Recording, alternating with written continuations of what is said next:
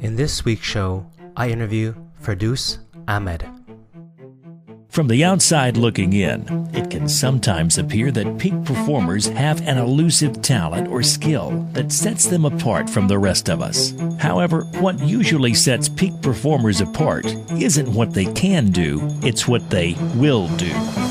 You are listening to the Trading Edges Podcast, the podcast dedicated to seeking and sharing the best ideas and principles from peak performers across all domains of performance and achievement to help you discover your full trading potential.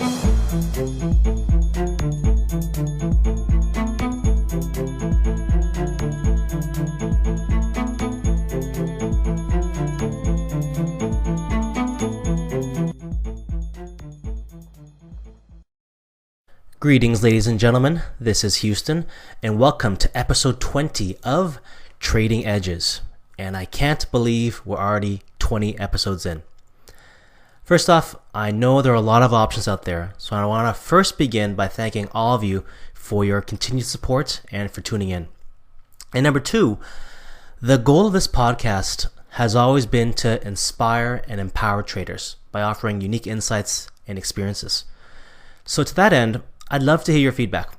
What questions or issues do you struggle with as we start to explore new ground? Do you have any questions you'd like to hear or answered on air, or have any topics you'd like us to cover? If so, head on over to the blog site where you can now record a message and send it in, or just feel free to shoot me an email with your questions at houston@thetradingedge.org.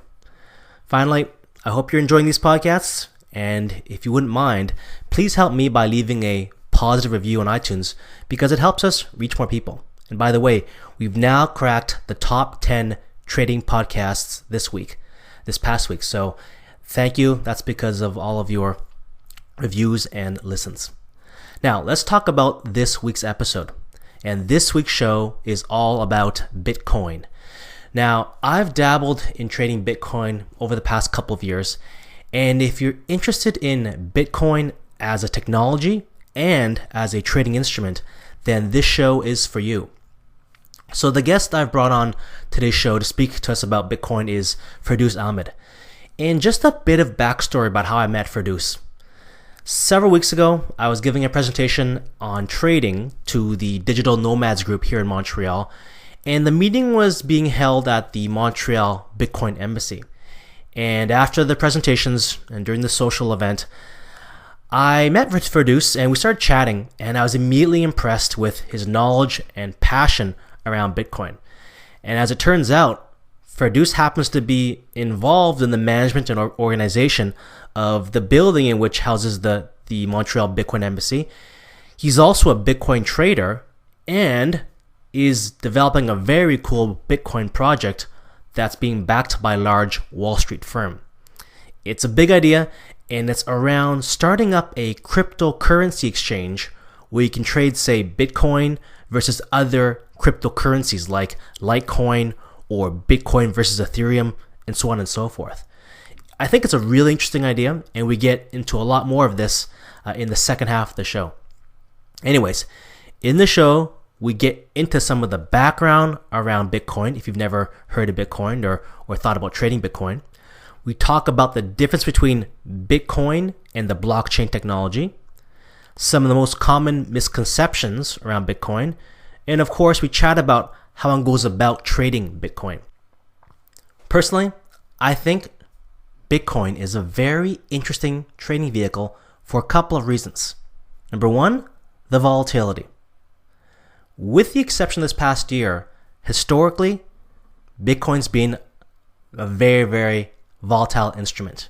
And of course, as traders, we love volatility because it offers lots of opportunity. So if you're already trading something like Forex, then I think picking up Bitcoin is a natural extension. So you may want to start to investigate Bitcoin and how it moves. And because Bitcoin is the granddaddy of the cryptocurrencies, in terms of the overall market cap, then I think that's probably the cryptocurrency you want to be examining if you're interested in trading cryptocurrencies. And number two, the participants trading Bitcoin is also interesting, let's say. Unlike trading instruments like Forex or the futures markets, where you're competing against the smartest and most capitalized players in the world. In many ways, trading Bitcoin right now is sort of like trading penny stocks. So it's interesting if you start to look at, the theory of mind behind the participants involved.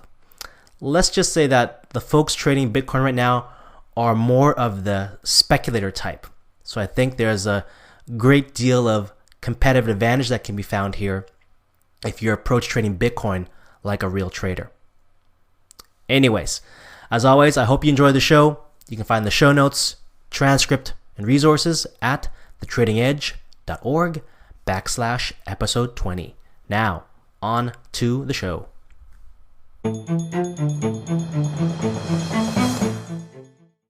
Hi, Ferdous. Welcome to the show today. Thanks for having me. How's it going? I'm doing great, man. It's great to have you on, by the way. So, let me just first begin by saying that today's episode is going to be all about Bitcoin. So this is actually a topic that we haven't spoken about before on this podcast, but it's one that's kind of near and dear to my heart. I've been watching the Bitcoin movement sort of unfold, and it's a very, very interesting technology and trading market to actually watch. Number one, it's had a lot of good volatility. Not so much this past year, but in years past, it had a lot of great volatility. So as traders, it's always interesting to watch instruments that are volatile. And number two, as I just mentioned, the technology itself is also fascinating. And that's why I brought on today's guest, Ferdous Ahmed. And Ferdous has, we'll get into his background in a few moments here, but he's traded Bitcoin extensively, and he actually has his own Bitcoin project, which we'll talk about later in the show, and he'll get into some of the inner workings around what he's putting together in terms of, I'll drop it a bit, a Bitcoin exchange. Let's just call it that for now. So why don't we start from here, Ferdous? So why don't you tell the audience, what's your background, and how did you get interested in Bitcoin? Yeah, so Bitcoin is like one of those things, the first time someone hears about it, it's usually not a pretty picture. It's like people always associate this with the drug market and money laundering and, like all the bad stuff that's happening. It's like, even like these days, after the whole ISIS, the terrorist attack in Paris, people went after Bitcoin. Apparently, like there was this rumor that apparently ISIS is using Bitcoin, The reality is that ISIS is using money, like actual physical money. Yeah. Bitcoin is like probably like less than 0.00001% of their total wealth. Yeah. But media always tend to like focus on Bitcoin for one reason or another. They like to make it a scapegoat, right? Right. Yeah. So Bitcoin is like an easy target for one reason or another. Yeah. So I first heard about Bitcoin in 2012, but like anyone else, I had a pretty negative opinion of Bitcoin at the time. But it took like a few more times of hearing about it and doing a bit more research and finally like reading the actual white paper published by the inventor of Bitcoin, Satoshi Nakamoto. And only after reading that white paper, I actually convinced myself that this is actually really cool. This is like one of those like mind-blowing technologies that comes across every once in a while, and this has the potential to change the world in a better way to some degree. So I studied mathematics back in my university days. Okay. So reading the white paper of Bitcoin was like totally my area of expertise. Obviously, it's like not everybody has to study the white paper, but these days actually, back in 2012, there wasn't a ton of good resources on Bitcoin. But these days there is like a lot of resources. Even like the Wikipedia page is pretty well maintained and so on. And so you found out about the white paper. So once that came about, so what did you do next? Did you immediately want to start mining? And we'll get into that in a few moments. Or did you want to simply buy Bitcoins and just start stashing them away? What was your mindset there? Yeah, for me though, it's like when I eventually learned about Bitcoin, I was more fascinated by the technology itself. Okay.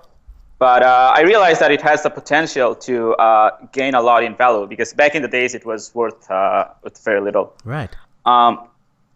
However, it's like I didn't have the actual foresight to start like storing Bitcoin with the hope that it will go up in price. I did acquire some Bitcoin. I had a friend who was a miner, and he owed me some money, and I asked him to give me in Bitcoin.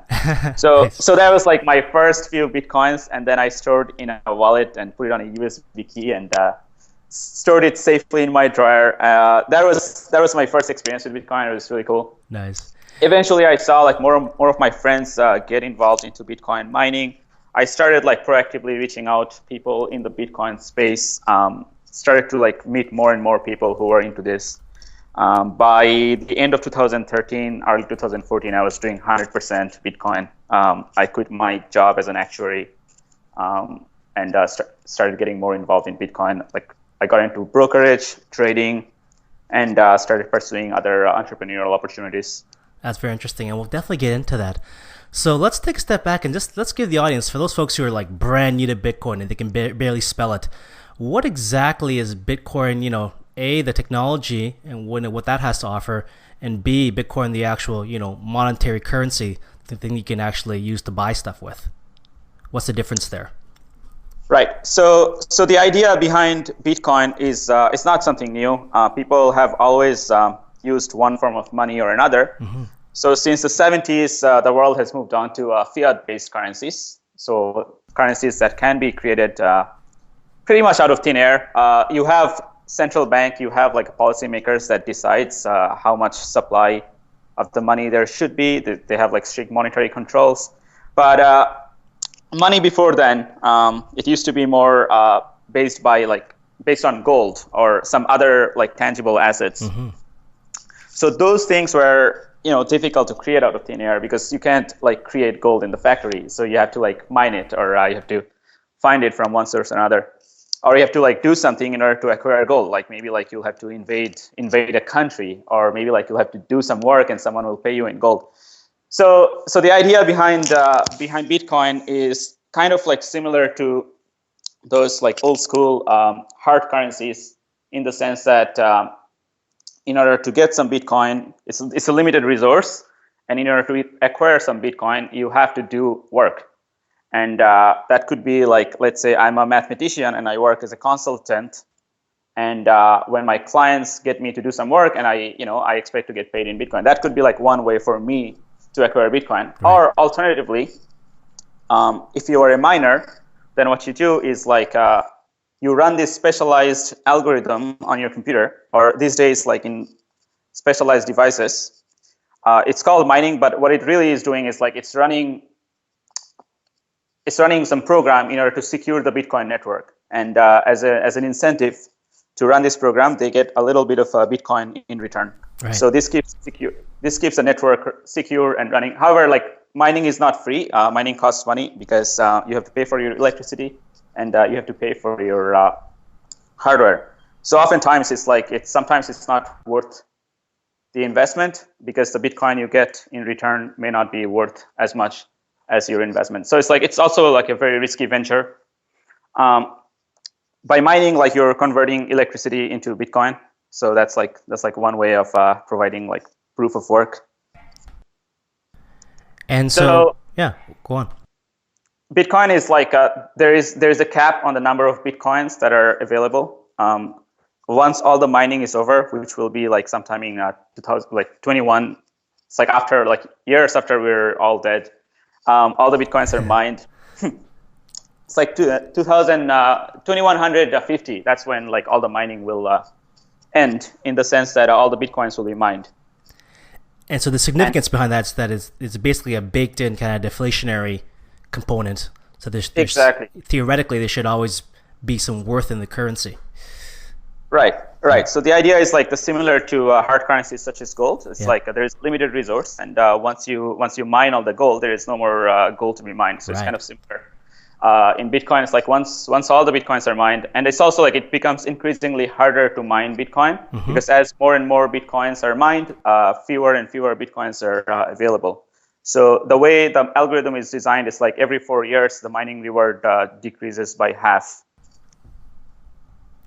And so what's the difference then between, you hear it tossed around a lot, the difference between the blockchain and the Bitcoin? What's the difference between those two things? Right. So blockchain is essentially a database.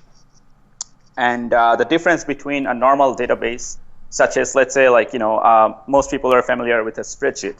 So a spreadsheet is like a database that can contain a whole bunch of rows and columns of data. Yeah. So blockchain is different in the sense that it's a shared database and anyone who's running a Bitcoin full node, such as the miners, they all are running a copy of the blockchain. What it does is that because everybody is running the same copy of blockchain, and all these copies need to be identical, it keeps everybody honest. So like if the blockchain you're running is different from everybody else, then your blockchain is not valid. So the good thing about doing that is that because everybody is running the same copy of blockchain, you don't really have to trust anybody, because like everybody has the same copy. So it's like it kind of like eliminates the need to trust someone. Gotcha. So like with any other centralized database, you have to trust that the people who are running this that database is honest. With Bitcoin, with the blockchain, there is no need to trust anyone. And that's why I guess some of those older technologies like eGold failed in the past, because like you said, you had to have some sort of trusted, third party maintain that ledger. And that's the beauty of blockchain and Bitcoin, is that it has a public ledger, and that means the actual ownership of that is distributed, right? So there is no single point of trust there.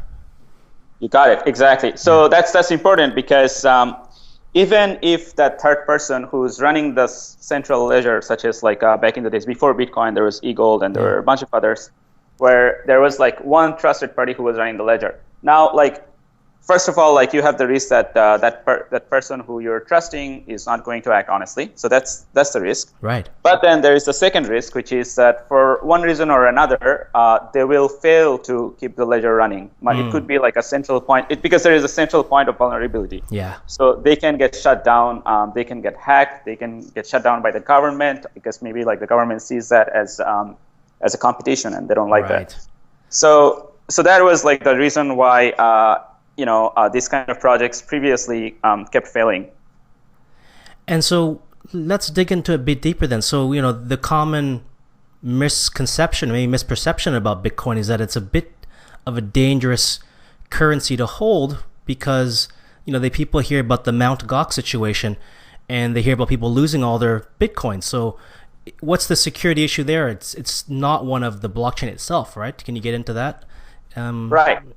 A bit? Right. So the problem with Mt. Gox is that Mt. Gox is it's a centralized party. It's a third party. So when you store your Bitcoin with Mt. Gox or any other exchange, you're trusting that exchange to keep your Bitcoins for you. Right. So you're not necessarily like, so Bitcoin itself, like the protocol itself and the money itself, is trustless. If you have Bitcoin in a wallet that's in your control, there is no way like someone can steal your money. Right. So that part is fine. But the problem is people who trade, or just people in general, oftentimes, instead of keeping the money in their own wallet, they will trust third parties such as Mt. Gox with their Bitcoin. And these companies are often not regulated. And it creates that same vulnerable factor that you have traditionally with the other institution. Except it's worse, because it's not regulated. So you're kind of like, you're not protected by the regulation the same way that you are protected when you keep your money in the bank. At the same time, you're not protected by Bitcoin, because like Bitcoin blockchain is trustless, but it requires you to keep your money in your own wallet, not at somebody else's wallet. So that's the problem with centralized third parties such as Mt. Gox. You have to trust that they will keep their money secure. And Mt. Gox wasn't very secure. It was run by some very amateur programmers who had like no experience in building financial software in the first place. They built everything on the fly, and it became too big, too fast for them to handle. Eventually, someone hacked into it, and they lost all customers' money. That's like the official story, but oftentimes we see is like Bitcoin operators, sometimes they themselves try to run away with customer funds. So another question I'm always curious to hear about is, what do you think is, we talked about Mt. Gox there and about some of the misperceptions and misconceptions about Bitcoin. What, in your opinion, what are the biggest misconceptions that you constantly hear about Bitcoin? Well, I do hear a lot about volatility issue, that Bitcoin is volatile. obviously it's a problem if you are kind of like reliant on Bitcoin holding a particular value, but it depends on your use case too. If you are a merchant, then you don't actually have to hold Bitcoin. You can still accept Bitcoin, but there are a lot of third-party services that convert the Bitcoin right away into a currency of your choice, such as like Canadian dollar or USD, and give you back either whatever currency you want. So that kind of eliminates the volatility as a merchant. If you are a long-time investor, then my recommendation is like just ignore the short-term volatility because you're a long-term investor, so why do you care? Yeah, totally. If you're a trader, then volatility is a good thing. Like you want something that's volatile. That's how you make money, right? So it's like Bitcoin goes up, goes down.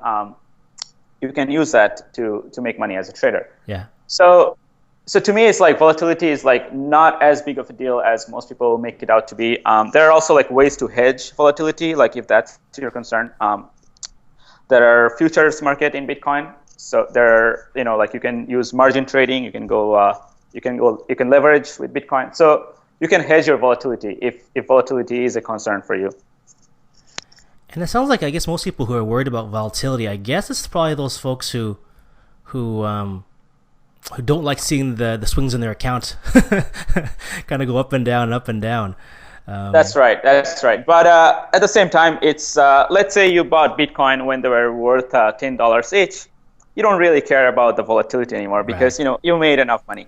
So in the long term, if you are bullish on Bitcoin and you don't mind the short-term fluctuations, then the volatility is not that big of a factor. Yeah. I think like most of the volatility issues that I hear about are people who would like buy at the top, So it's like at one point Bitcoin went up to like $1,100 sometime like in December. I think it was like December 2013. Yeah. So if anyone bought at that time, they certainly lost a lot of money. And then, they lost the money if they actually realized their losses by selling. And those are the guys who are complaining about volatility, right? I guess there will be like a small fraction of it, Yeah. but the other fraction of it is like people who are just simply misinformed. Like I don't know if you saw it, but on YouTube there's a video of this guy who keeps ranting about Bitcoin crashing all the time. So his idea is like, don't buy Bitcoin because it keeps crashing all the time. Look, it was at like 25 cents, and then it went up to $10, and then it crashed to $5. Yeah. And then like it went up to $30 and crashed $20. The thing is like, yes, there is like the short-term fluctuations and so on, but like in the long term, it is like going up. Yeah. So it kind of depends on your overall time frame as well. Yeah. The other thing I guess is like some people have the tendency to just like go all in, whatever the new thing is. So it's like I actually have friends who went all in on Bitcoin. Like there are people who were like using their credit card to withdraw money and buy Bitcoin. And this is obviously very silly to do. Like Bitcoin is a very new technology. It's still in a beta stage. It's still not even ready for general commercial use to some level. There is still like scalability concerns. Like Bitcoin doesn't scale as well as some of the competitors, such as like Visa, MasterCard do. So these are like little kinks that needs to be sorted out.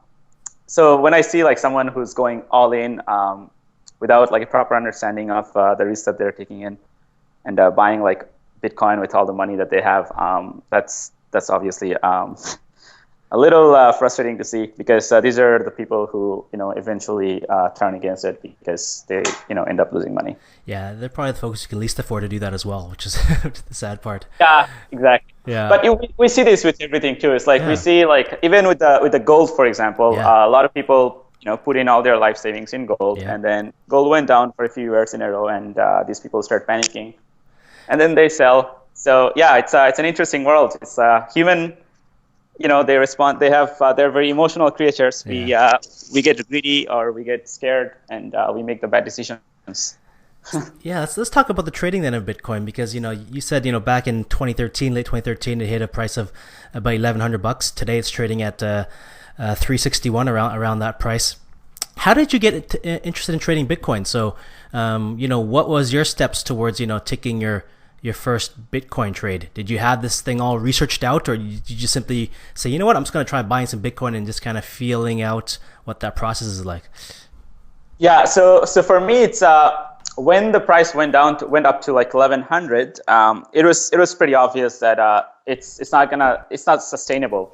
I got my first bitcoins for like way cheaper than that. It was like around I think $30 to $100 at the time that I got my first bitcoins. But when the price went up to like 1100, it happened like way too fast. It happened like within the course of literally like 2 or 3 weeks. That's when it right. went up from 300 to like 1100. Yeah. So and Bitcoin was all over the media. It's like CNN, like Bloomberg, everyone was like posting about it. Yeah. So it didn't seem very sustainable. So I started selling some at that point. I didn't short though. Like I wasn't too familiar with like shorting on margin and so on. Mm-hmm. Now I do. It's like now I know exactly how to do that. But back in the days, I wasn't too familiar with it. Trading is also like something that I was always curious about, like as my background in mathematics and because I took a bunch of finance courses back in my university days. Cool. So, and Bitcoin was super volatile as well. So to me, it was like one of the perfect things to trade because it's extremely volatile. I understand the market very well.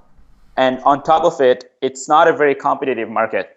Like when you get into trading Forex or stocks or in the indices, you are literally competing with like thousands of like brilliant minds in the world who are researching this every day, who are living and breathing this every day. Right. With Bitcoin, like the competition is like minimal. Like you're being polite. yeah. It's literally like most of the Bitcoin traders especially it was more true back in the 2013. It's just like people, like young people, speculators. Speculators. They never traded anything before. They're not familiar with trading. For one reason or another, they have a lot of Bitcoin, and oftentimes they're just like overwhelmed. They just want to buy. They're super bullish. So during the hype cycle, everybody was just buying Bitcoin, and it made sense for me to basically like sell off some of it. And I ended up like selling most of my Bitcoin at the time, and then I bought back again when like a couple of weeks after the China there was a rumor from China that the Chinese government was going to ban Bitcoin, so the price took a dive, and then I bought back some. So I made some good money in those days, and I realized that trading is actually a pretty good way to make a living. I never like considered trading as a living until I found Bitcoin. So even now, like I don't rely on trading as my main source of revenue, but it's always something fun to do on the side. I'm not an intraday trader. I don't, I'm not very good at making like short-term trades. Because I feel like I don't have that discipline to, stick to like my opinions in the short term. But in the long term, I can make better calls. So I tend to do that. I wait for the right moments. I might make like 1 or 2 trades a month, or not even. Okay. And how long would you hold that for? Like several months, or until the premise pans out? How long is your holding period? Typically, it's a few weeks. Okay. It depends on the time frame too. Like sometimes there is like more volatility in Bitcoin than other times. So we went through a period of time when for 9 months, like nothing really happened. Like the price stuck within like a $20, $30 range. So for those days, I didn't really trade much. But then recently, like we're seeing more volatility, so I'm trading a bit more often now. Cool. And so what's we started talking about it already, but what's the biggest difference in between trading, Bitcoin and Forex? Because I think trading Bitcoin's a lot like trading Forex because you have various Bitcoin pairs, right? So can you describe what the Bitcoin trading process is like, and compare that to Forex, if that's the right analogy? Yeah, I actually see this a lot. Even like a traditional, people who started trading Bitcoin, a lot of them eventually moved into trading Forex also. Because, like the trading, like the knowledge that you learn gaining trading, they're like universal, right? Like the same rules apply trading, everything. The only difference is like in Bitcoin, the demographic is a little different in Bitcoin.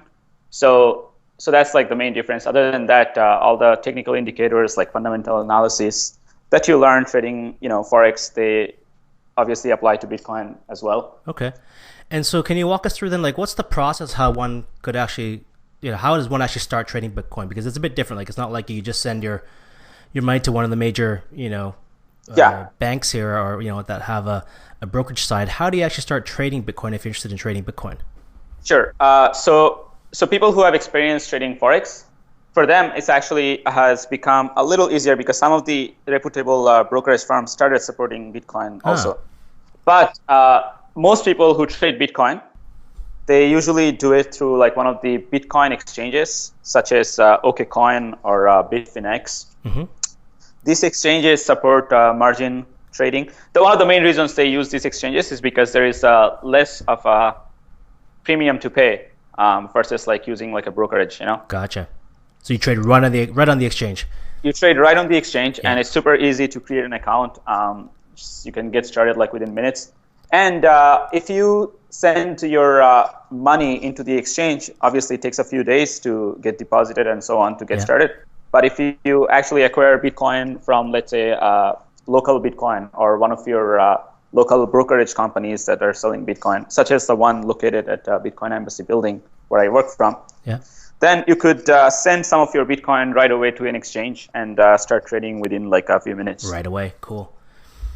And so then so if you trade on the Bitcoin exchange, and you mentioned a couple of them like Bitfinex, OKCoin. Bitfinex and OKCoin. These two are the ones that I would recommend because they're backed by very solid VCs. And on top of it, they have pretty solid platform. I especially like the OKCoin's futures trading platform. Okay. It allows you to leverage up to 20 times. Obviously, it's like super risky to leverage up to 20 times, but at the same time, it kind of eliminates some of the counterparty losses. Right. So what I mean by that is, let's say, you know, each trading position that you want to make, maybe like your trading position size is like $1,000 for each position. You only need to put like like $100 worth of Bitcoin.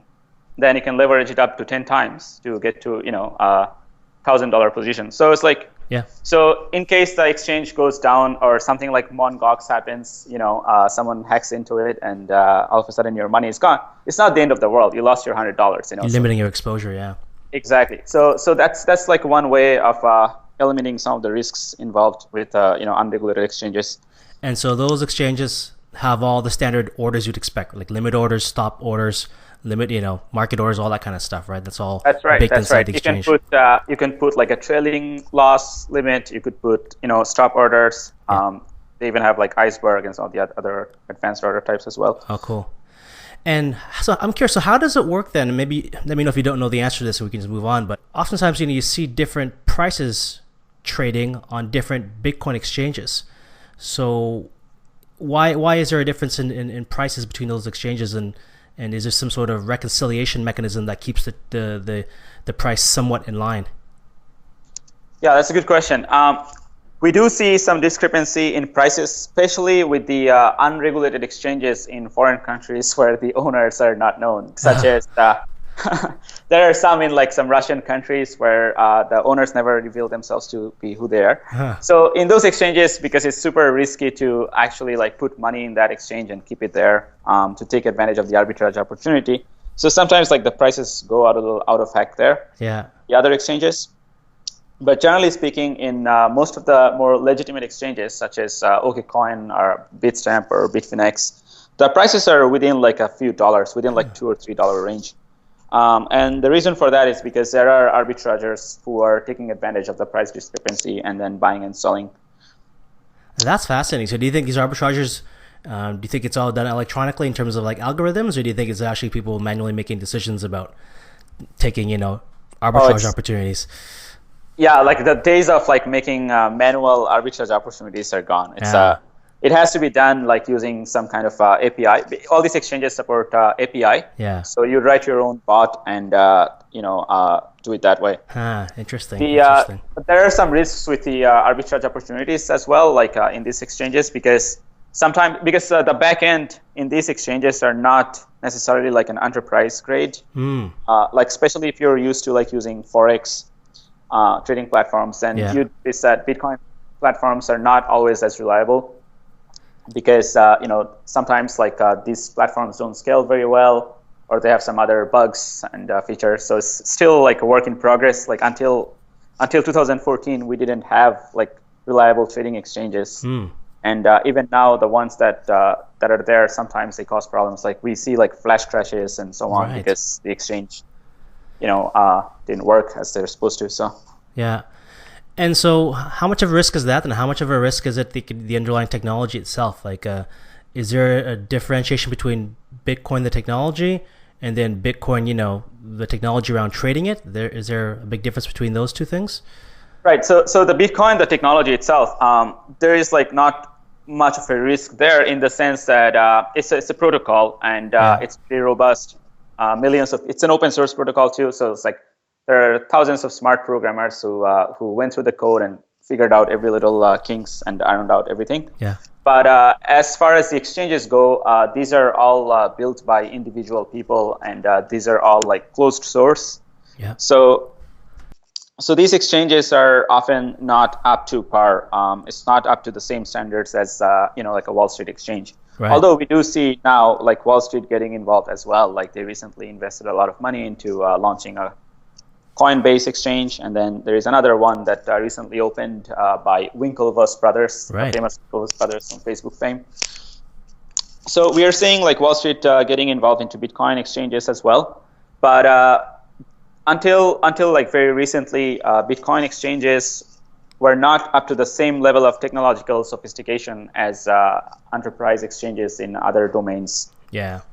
So it makes a lot of sense. So the actual underlying technology that's running the exchanges, you're saying, that stuff that's there is still a little bit on the new side, so it doesn't have the same robustness as you would think like an enterprise technology. All right, that makes sense.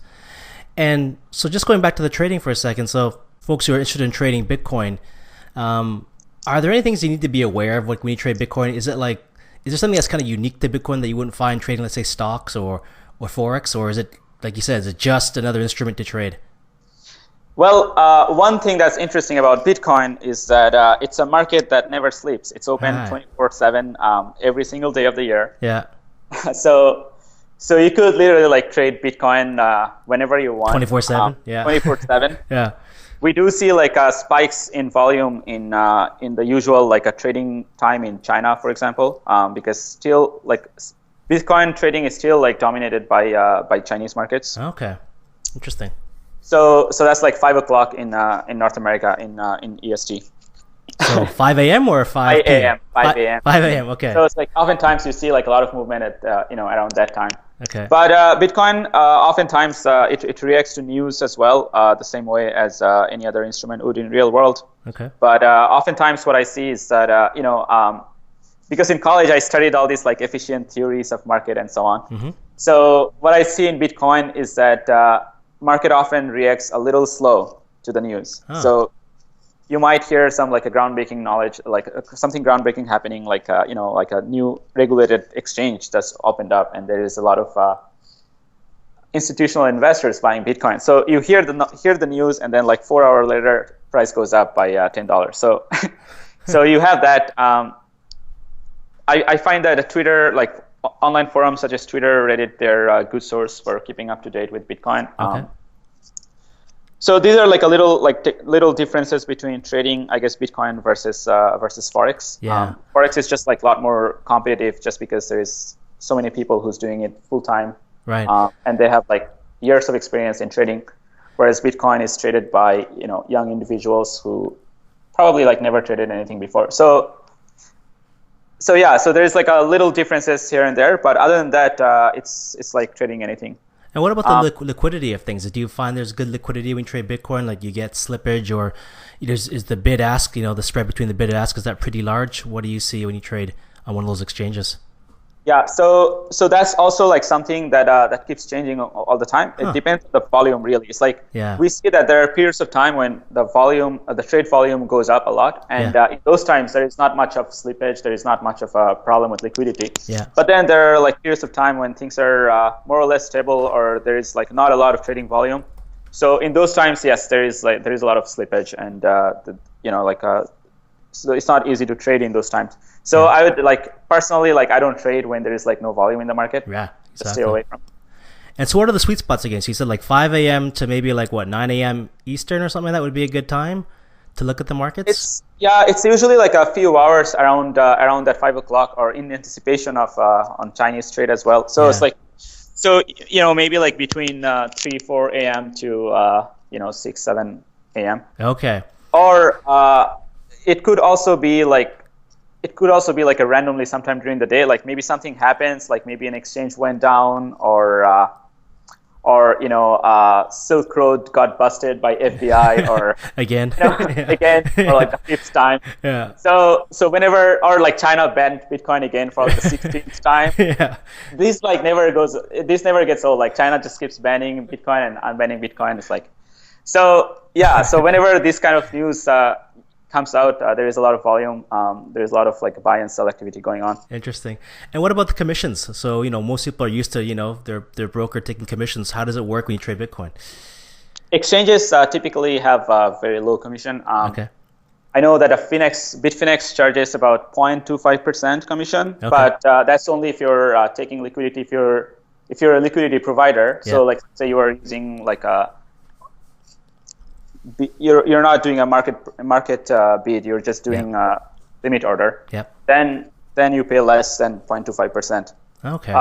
Some exchanges, like some of the Chinese exchanges, are actually even free. Like they don't even have any.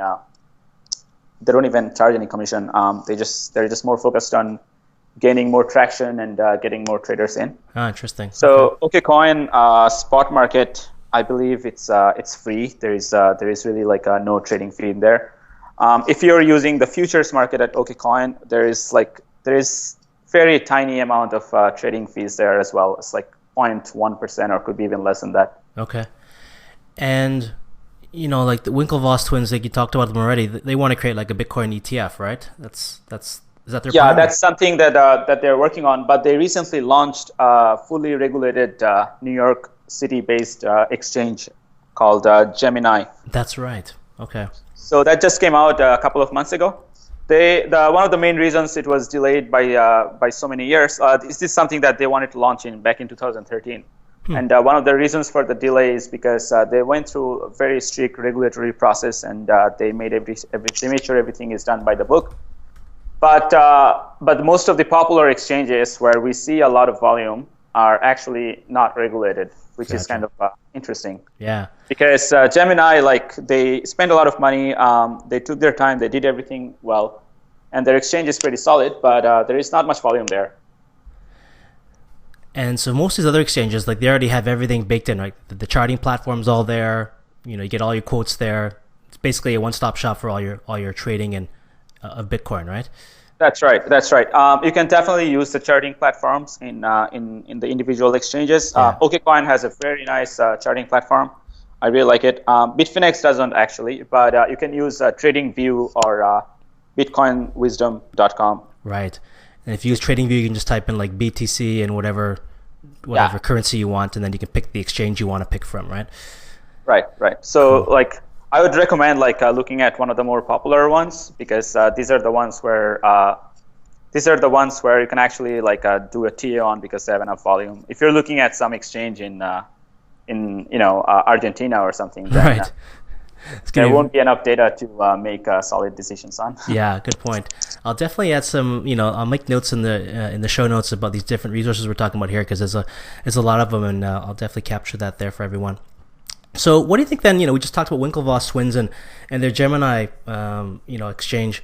What do you think is it going to take to make Bitcoin mainstream? Like this sounds like it's one step in the right direction when you start to have these regulated exchanges in North America.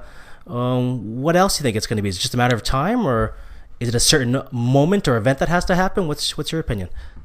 Well, one of the things is that one of the things that's not often talked about outside just the Bitcoin space is that Bitcoin is actually not even ready to become mainstream at this point. The reason I say that is because the blockchain technology, the way it's designed for Bitcoin, is that you can only support a limited number of transactions per second.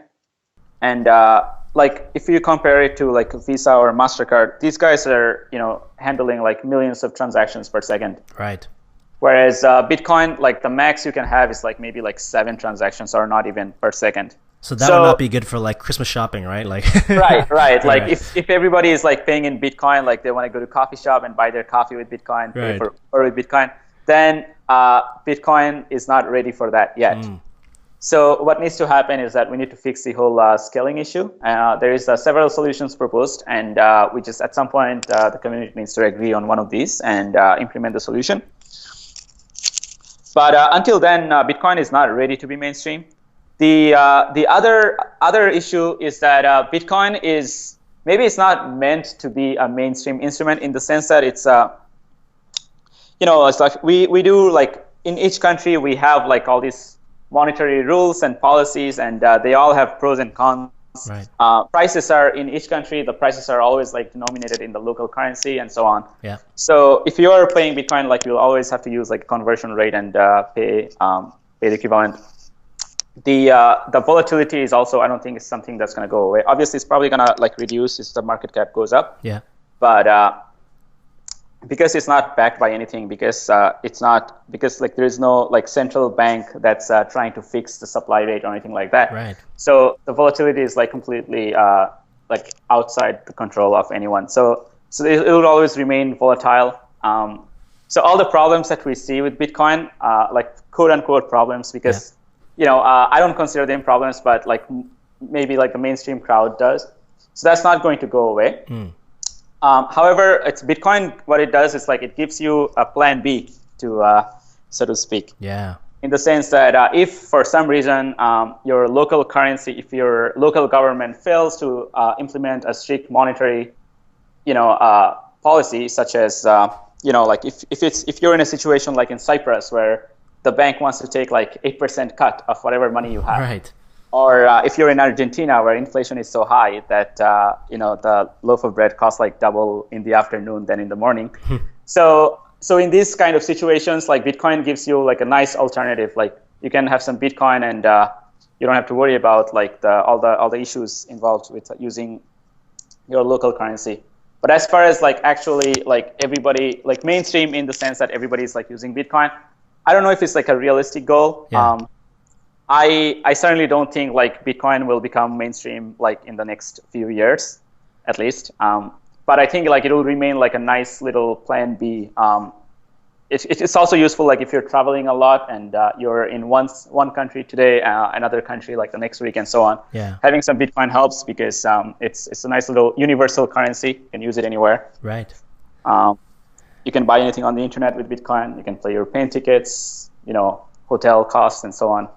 So yeah, I see a lot of like really good use cases. At the same time, like I don't consider it to be ready to become mainstream at any time soon. Yeah, great perspective, man. Great perspective.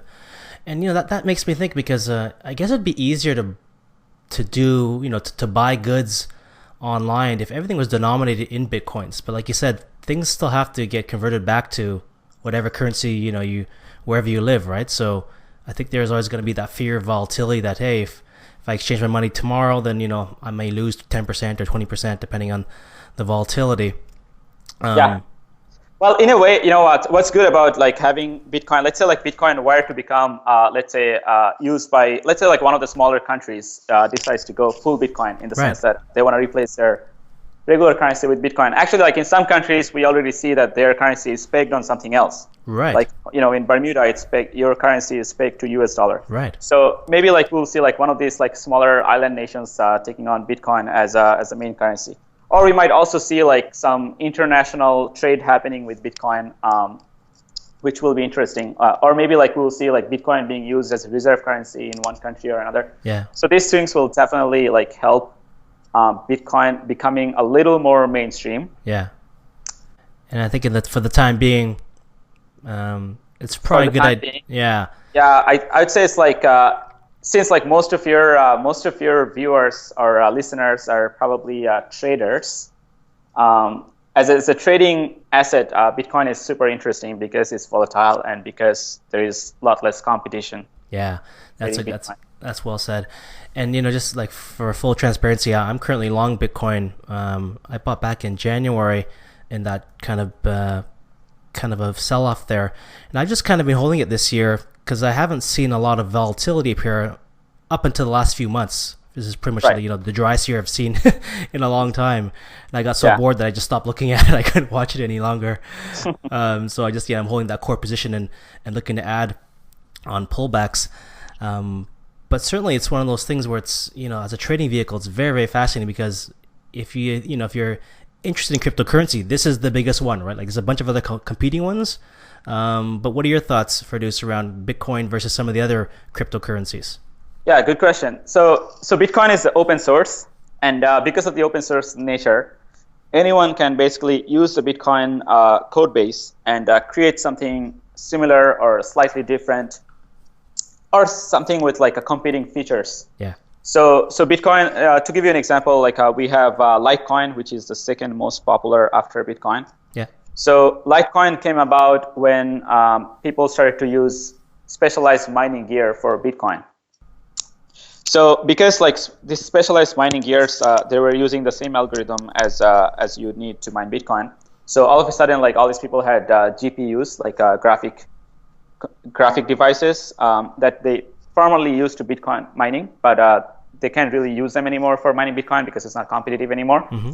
So there was another currency called Litecoin, which could be mined using GPU. So a lot of people were mining that, and one of the arguments made at the time was that Litecoin by design is made to be a little faster than Bitcoin. Okay. So Bitcoin blocks are like on average about 10 minutes each, mm-hmm. Whereas like Litecoin is like 1 minute. And by blocks, you mean that just the time it takes for someone to verify that transaction? Is that? Yeah, like a block of transactions. Okay. Yeah.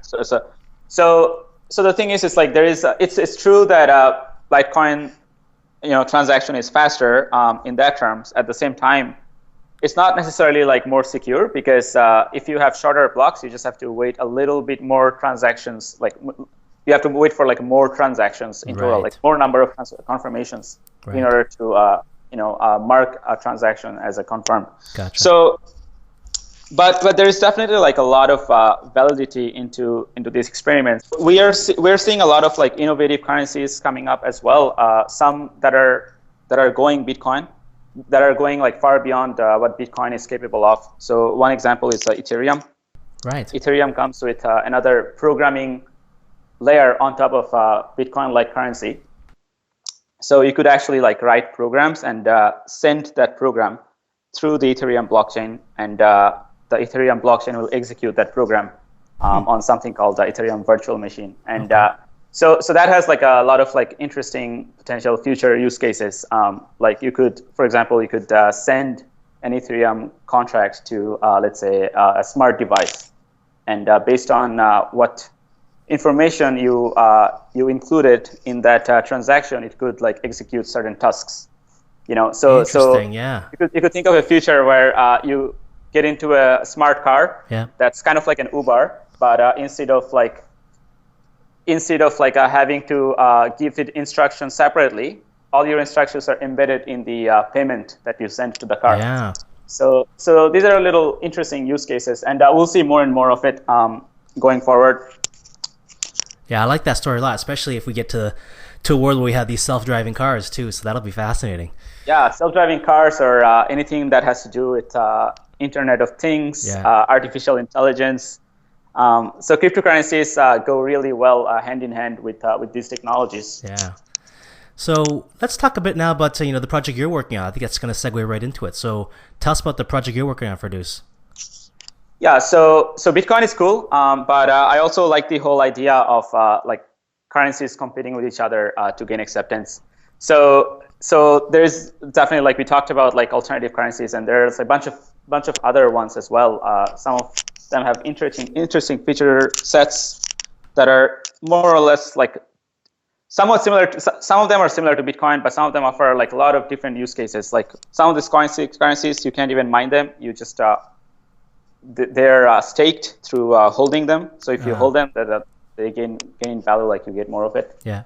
So on. So what we need, I feel what we need is a place where you can trade like all these cryptocurrencies against each other, as opposed to just trading like a Bitcoin with USD.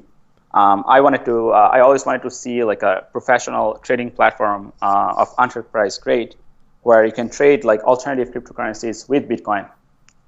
So it's been something that I've been working on for quite some time, and I've partnered up recently with a Wall Street firm to create a trading platform where you can trade Bitcoin with Litecoin, with Ethereum, with Monero, with a whole bunch of other alternative promising cryptocurrencies. Yeah. It's as traders, there is going to be a lot of volatility in these currencies, a lot more so than in Bitcoin.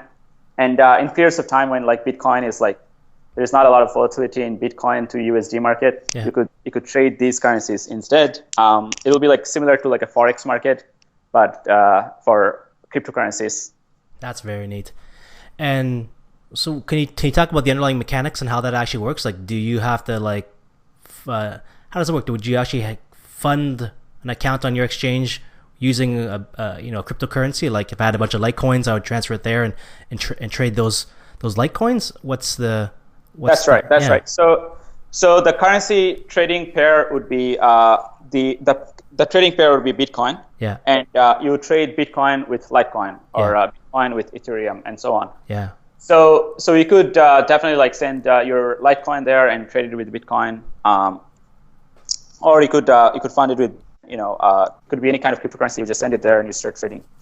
Wow, that's very interesting because I can only imagine what's going to drive the price of these cryptocurrencies when they're trading against each other. So I'm really curious to see what happens there, as I wonder what kind of news is going to influence how it influences Bitcoin versus Litecoin. I've never looked at that before. Yeah, it's I think like other than the pure speculatory aspect, a lot of it has to do with like building real world use cases of these currencies. For Ethereum, we're already seeing some really cool potential future use cases. For example, like one of the projects that I really like is they're using Ethereum Ethereum code to build something called prediction market. It's a decentralized prediction market. You can basically like bet on any real world events. And you can place your bet using Bitcoin, but like the actual program is built in a very decentralized way. Like the platform itself, it's built in a very decentralized way. So they use like Ethereum to build it. And so as it pertains to your platform, do you have a timeline when it's going to go live, or when you're going to roll it out? Did you share with the audience? Yeah, we're aiming to launch in Q1, Q1 2016. Yeah. Our actual launch date is not set in stone at this stage because this is a financial platform. We want to make sure that everything is secure. We want to do a lot of testing. Yeah. Make sure that there is no bug when we launch. So cool. So Q1 seems like a reasonable time frame. We have started working on this back in April this year. And the company that we have been working with is a Wall Street firm that has over 30 years of combined experience in building financial platforms. So we are very optimistic about this. And who do you think is going to be, the audience for this platform? Who do you see as kind of early adopters using this platform to trade? So Bitcoin, like I feel that the whole Bitcoin space right now, we are still at an early stage. Yeah. There are not a lot of like users of Bitcoin at this moment. For alternative cryptocurrencies, it's even less of a, it's even a smaller crowd. It's like a very small subset of the whole Bitcoin crowd are trading alternative cryptocurrencies. Yeah. Now, like one of the problems is that we don't have an enterprise-grade trading platform to trade alternative cryptocurrencies. So maybe like that's part of the problem too. So it's kind of like a chicken and egg problem. You need a platform to discover prices and to figure out like who will trade these things. And at the same time, without a platform, you don't really know. It's like who's going to trade these things. Yeah. So we'll see how it goes. All the alternative cryptocurrencies combined have a total market cap of over $1 billion. Yeah. So even though it's small, it's not that small. Like I think like we can still build a business over that like $1 billion market cap. And do you think that, and like maybe you've seen this, but what's your feeling around the appetite of institutional investors to start investing and trading Bitcoin? Have you heard any interest from the institutional side? That's right. Yeah, we are seeing that more and more, especially in the last year. We saw a lot of New York companies, a lot of Wall Street companies getting into Bitcoin space. Yeah. Some for speculative purposes. Some are trying to use the blockchain, the underlying blockchain technology, to improve efficiencies in what they're doing. Yeah. So we are seeing more and more interest in this. Similarly, like for alternative cryptocurrencies, Ethereum only just came out this year, which is fundamentally being something more innovative into Bitcoin space. So we'll probably see like more and more use cases of it in the next few months to next few years. Cool. And as we see like more uses, there will be like more people interested in getting more involved into Ethereum, and maybe buying or selling them. Sounds good. Well, do let me know how things unfold. I'd love to be an early beta tester if you'd allow that. So I mind. would love for you to give it a test. I'm actually probably gonna like reach out to you in the next few weeks to give you a taste of what it looks like right now. Cool. Appreciate that, Ferdous. So with the time remaining, maybe I'll just ask you a couple of quick questions, and then we'll start to wrap things up. So you mentioned a few resources already on today's call. But what are some other resources you could recommend, or even books that we'd recommend for people who are interested in Bitcoin or blockchain technologies? Are there any websites or resources or books you find very valuable? Yeah, actually, there are two books that came out earlier this year. They're both extremely well written, and I think like this would provide a very good overview of Bitcoin, like how it works, and also like all the things that have happened in Bitcoin space until now. Yeah. One of them is called The Age of Cryptocurrency. Yes, I read that. It's a good book. It's an excellent book. Yeah. It's very well written. It's a quick read as well. You can probably like finish up the book. The other book, With Gold, it's basically called Digital Gold. Okay. Can't remember the author's name. But Digital Gold is basically a recount of all the stories, like all the things that have happened in Bitcoin space since 2009 until now. Okay. So Bitcoin is like, there's like people who are not like involved with Bitcoin on a day-to-day basis. There is a lot of things that like someone who's just getting into it, they need to catch up on. Yeah. So BitGold is a like nice little overview of everything that has happened until now. Excellent. So highly recommend it. Really good book. And the other resource you mentioned earlier is just go on the Reddit site and look for Bitcoin. That's another great forum, right? Reddit is all right. I personally prefer Twitter, So who on Twitter is good to follow? Oh yeah, I would recommend following the core developers of Bitcoin space. So you can just Google it up and look it up that way. Cool. There are a bunch of them, like Peter Todd, Gavin Anderson, are a few. All right, cool. And there are also a lot of other prominent figures, such as like Andreas Antonopoulos, entrepreneurs in Bitcoin space. It's something like, as you read like a couple of books or resources, you will figure out like who are the key individual in Bitcoin space. It's still a small community, right? It's still a very small community. It's like you'll see like the same names over and over. Yeah. So if you start following them, and then like as you learn more, just follow more and more people. That way you'll be in the loop. Cool. Twitter is probably like one of the best resources too, because like it allows you to like directly reach out anyone you want in this space, and they're usually like happy to share their inputs or answer back to you. Yeah, that's very cool. And so maybe one other fun question. So we talked about in the beginning about you buying your first first Bitcoin. So what was the first thing? Do you remember what was the first thing you ever bought using Bitcoin? Physical good, or something you actually purchased legitimately using Bitcoin? Do you remember? Yeah. That? Yeah, that's a good question, actually. I think one of the first thing I did is actually bought a coffee at Starbucks. Oh, really? Believe it or not. There are actually like third-party services that allows you to buy coffee with Bitcoin at Starbucks, and you get a 20% discount for using Bitcoin. Wow. So it's like, that's like one of the first things that I got. You can also buy anything on Amazon.com, and you can usually pay like 10 to 20% discounted price.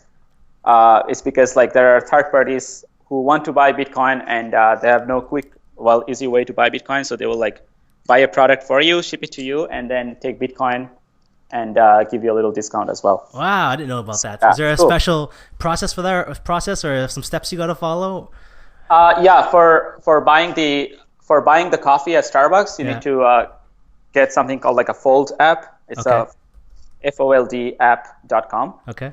And for Starbucks, I think it's gift.com, GYFT.com, but maybe there is like some. Sorry, that's for Starbucks. It's like I was mixing things up. For Starbucks, yeah, you gotta go to foldapp.com. Yeah. And for Amazon, there is a third party for that too. Can't remember the name off the top of my head, but if you just if you just Google like Bitcoin, Amazon, you'll see it. Cool. Well, yeah, we'll link to that in the show notes because that sounds like a fun little hack there. So let's just let's wrap things up. So I'll just maybe what I'll do is I'll just ask, where's the best place that people can stay in touch with you, Ferdous? I know Twitter. You just talked about it. I know you're pretty active on Twitter. I was looking at your timeline, and it looks like you're pretty active. So where's the best place people can gauge you and talk with you further if they want to follow along? Yeah, Twitter is good. Otherwise, you could just send me email at my personal email address, ferdousbd@gmail.com. I'm on Twitter at my handle is Ferdous BHAI, Ferdous Bhai. So yeah, those are two very good ways of reaching out to me. Cool, man. I appreciate it. And so let me wrap it up now for the audience. So we had a pretty fascinating conversation today around Bitcoin, and Ferdous gave us his opinion, both kind of the short-term and long-term opinion. But I'd love to hear what's your opinion about Bitcoin. And secondly, have you traded Bitcoin? I'd love to hear from the folks who listen to this podcast. Who of you have actually opened up an account on a brokerage or an exchange and actually has traded some Bitcoin? So let me know in the show notes. As usual, you can find the show notes, the transcript, and all the resources we talked about today by going to thetradingedge.org/episode 20. Ferdous, it was a lot of fun, man. I hope we get a chance to talk again soon. Thanks, Houston. Thanks a lot. All right, take care. Take care. Bye now.